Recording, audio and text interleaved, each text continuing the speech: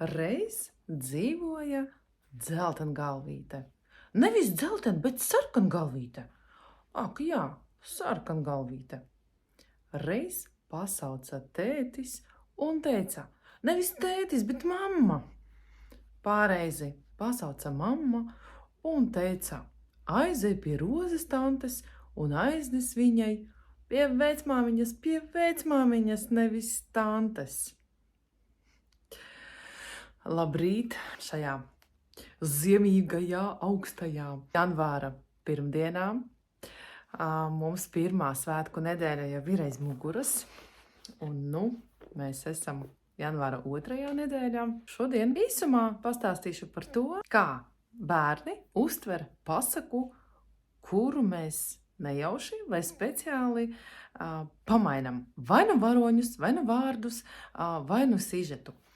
Pasaku terapijā mēs mācāmies ieviest pasakā jaunus varoņus, jaunus sižetus, jaunus pagrieziena punktus, un tur ir tāda speciāla metodika, ar kur mēs strādājam, bet tūlīt izstāstīšu, kad mēs to drīkstam darīt, jo šādu tehniku mēs nevaram izmantot tad, kad mums sagribās, tad, kad mums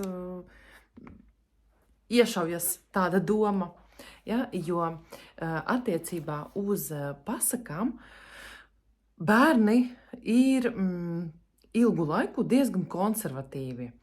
Ja, un viņi grib, lai pasaka tiktu stāstīta ar tiem pašiem vārdiem, kā tas bija pasakas sākumā. Ja, viņiem patīk atpazīt vārdus. Bērniem patīk apgūt vārdus tieši tādā secībā, kādā tie ir pierakstīti pasakā, ja, oriģinālajā pasakā patiesībā. Un viņiem patīk atkal un atkal sajust to saviļņojumu, ko viņi izjutuši pirmajā reizē. Parasti tad, kad viņi satiekās ar pasaku varoņiem, ko viņi tur izjūt? Tas ir izbrīns, tās ir bailes, uzvaras sajūta, svētku sajūta. Ja? Un viņi vēlas sajust šo te saviļņojumu tieši tādā pat secībā, kādā viņi to reiz jau bija izjutuši. Ja? Un mēs tur neko nevaram mainīt. Bērniem ir tā tieksme, bērniem ir tā vajadzība, nepieciešamība tieši pēc šī secīguma. Un te ir stāsts par to, ka bērniem ir vajadzīgs tas miers, bērniem ir vajadzīgs šis secīgums, ir vajadzīga šī te kārtība.